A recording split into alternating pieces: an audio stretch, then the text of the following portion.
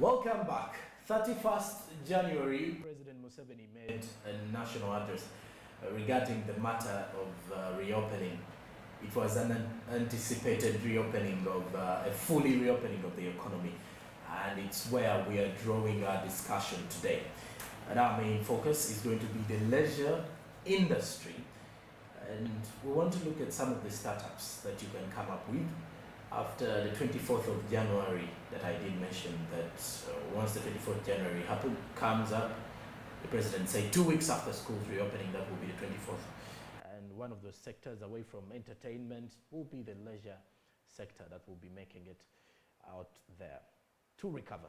In studio with me, I do have a lady coming from a segment, if I'm to say, of the leisure industry. You're most welcome, madam.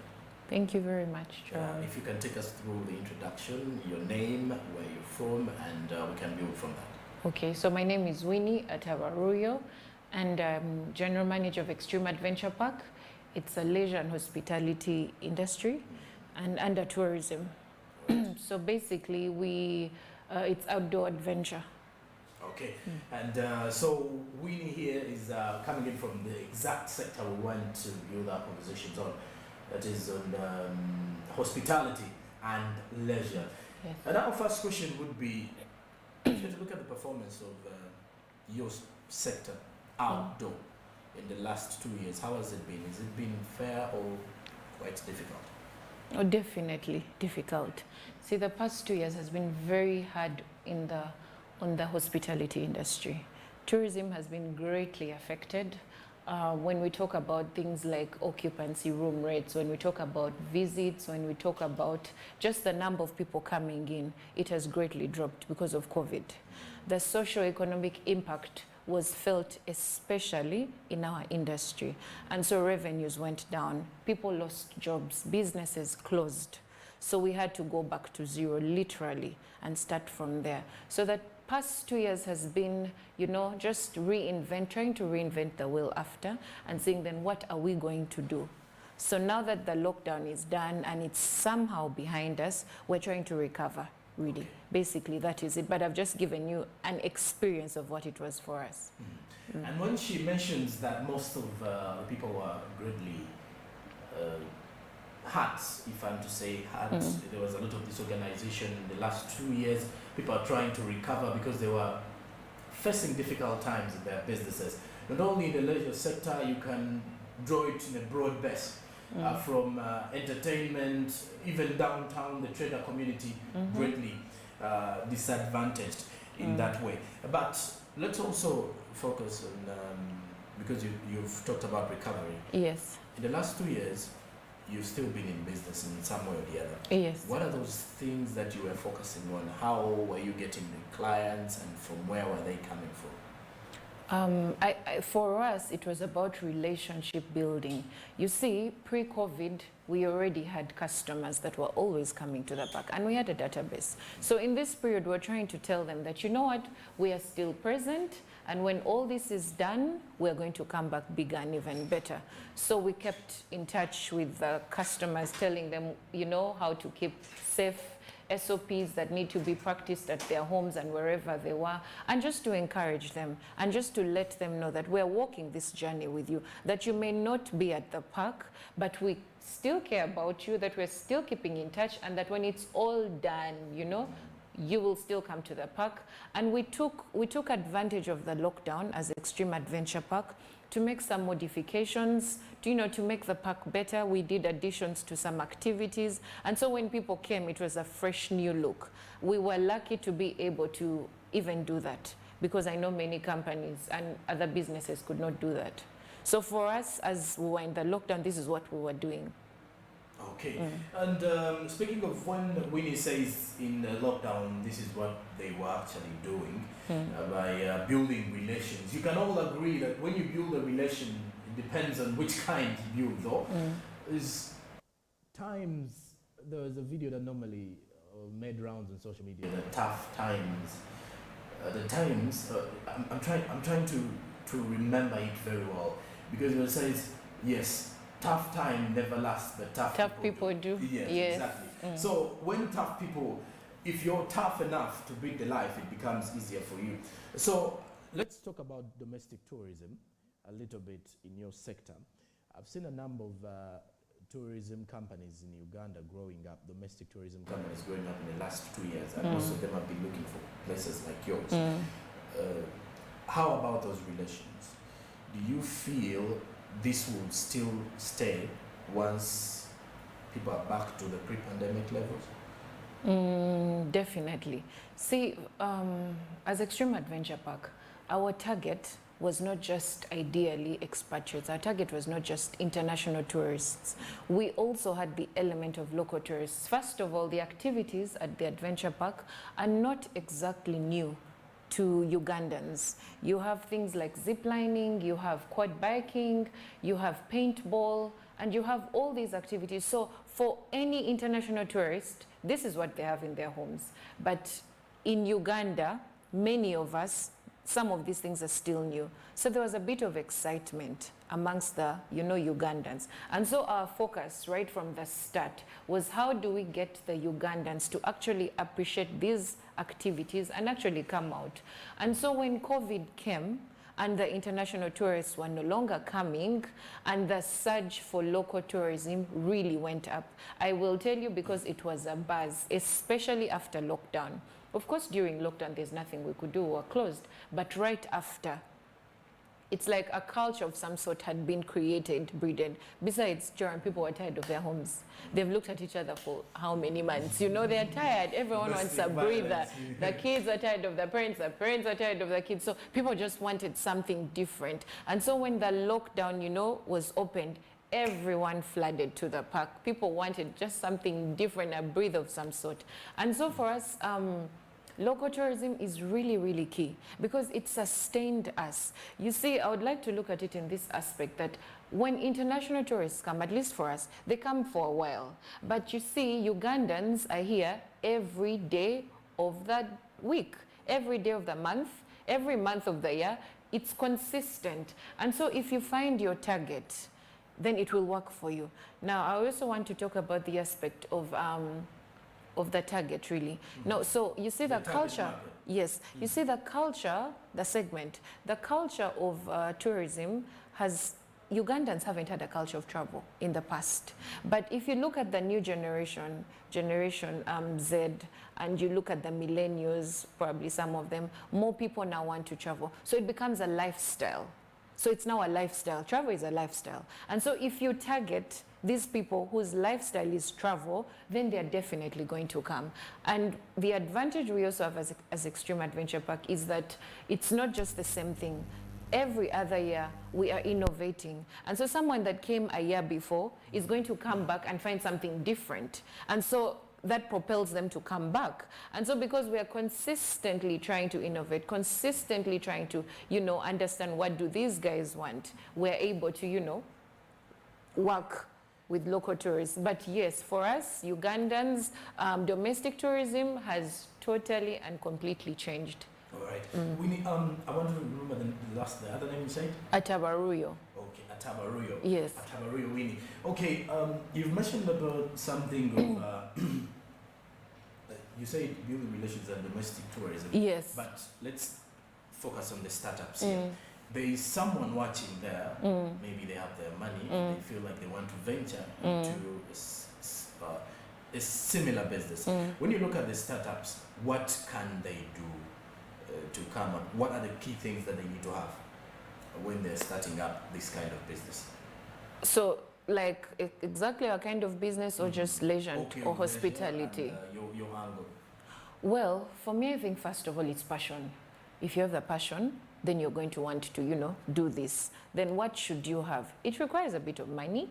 I will be very honest, you need to have money. But also, they could take advantage of some of the incentives government has put in place. See, zero interest, more or less, the interest rates being very low so people can be able to start business. Then there are incentives, maybe some waivers of some sort.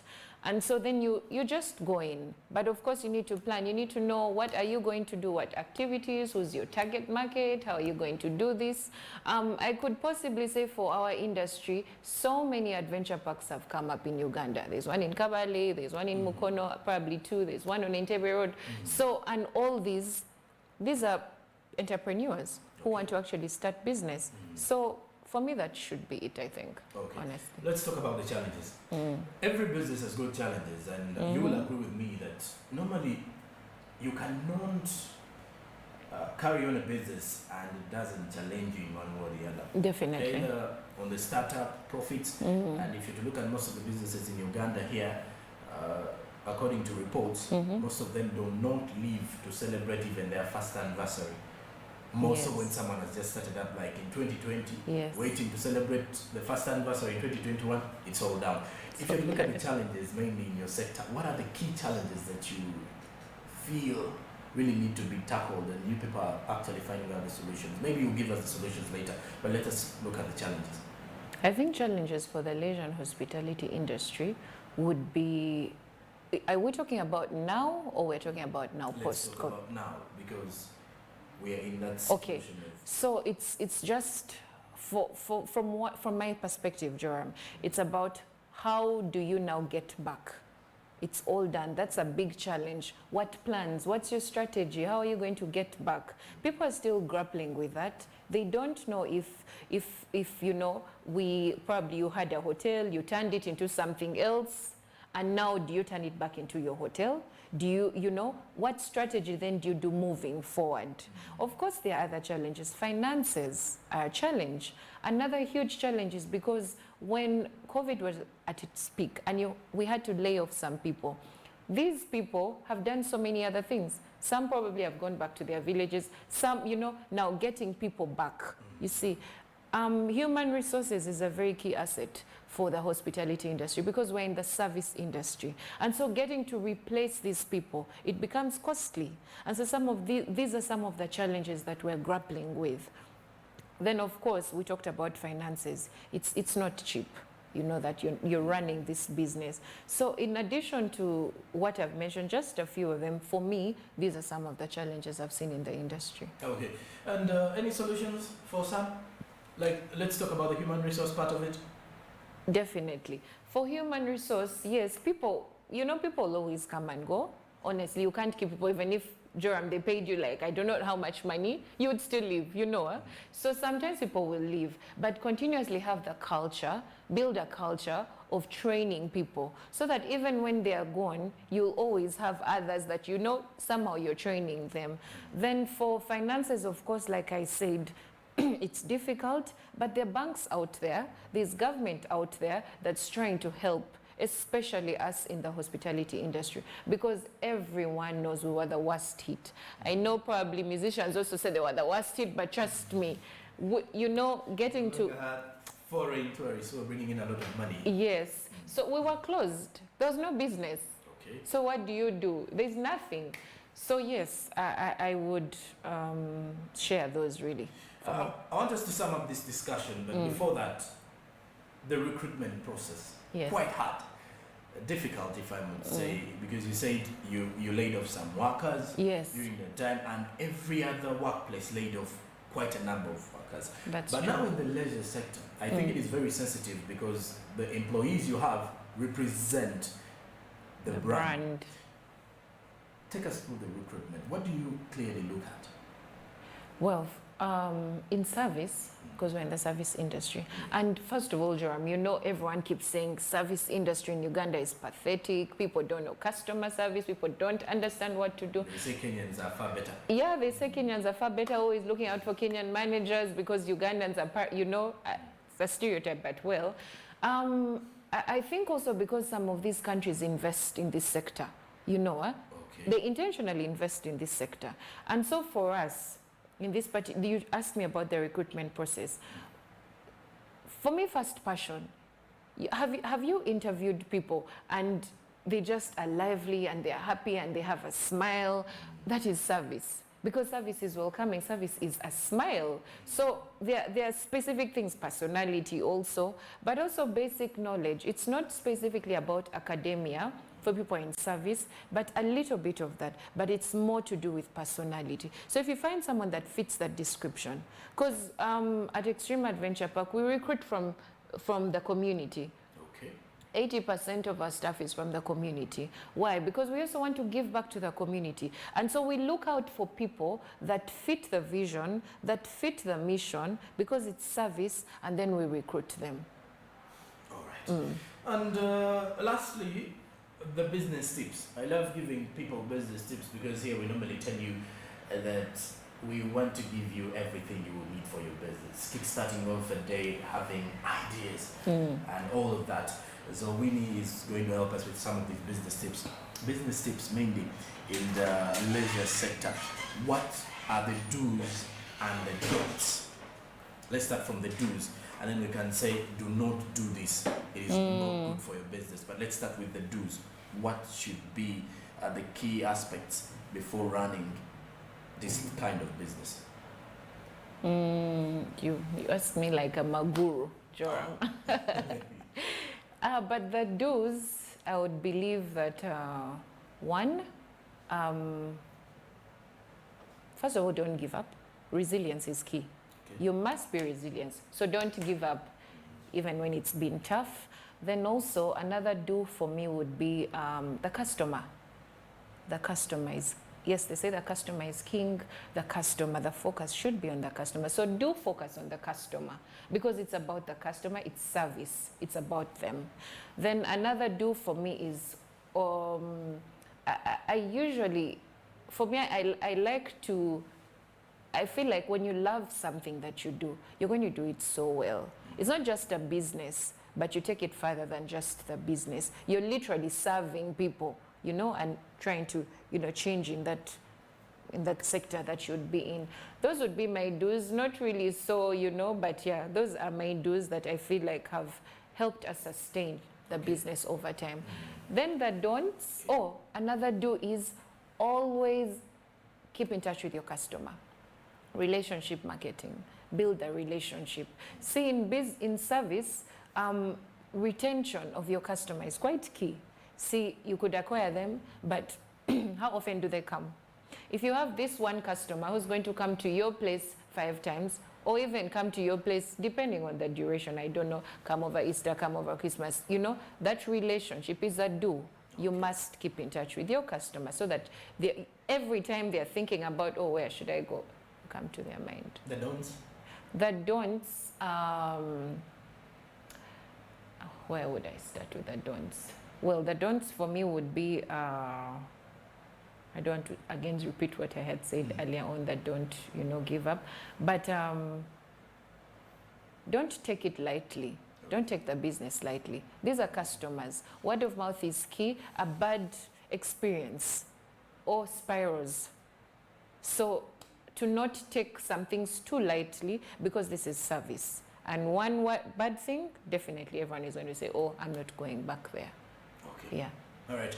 And this is Winnie here. Before I actually leave with, this is actually off script. You do coffee or tea? Coffee. All day. All right. That's Winnie Atabaruyo. Exactly. So she says coffee all day. Yeah, coffee. Coffee is always a good idea. And anytime, it's tea time for me. But away from that particular one, I hope you've enjoyed something about this discussion. You've picked out something mainly. Away from the enjoyments, you might have picked up great things as well. If you have your money and you want to try out this, I think the passion, sensitive, human resource part of it, make sure that the people you're going to have as your employees or that you're going to hire are really passionate about doing it, because nothing beats passion away from that. Be the first to know latest information around town. Be the first to know the latest business information by what Smart Means Business. I'm Joram Paul Sonko, and Smart Means Business continues after the break with Rita Cavagnoro. Please stick around with us.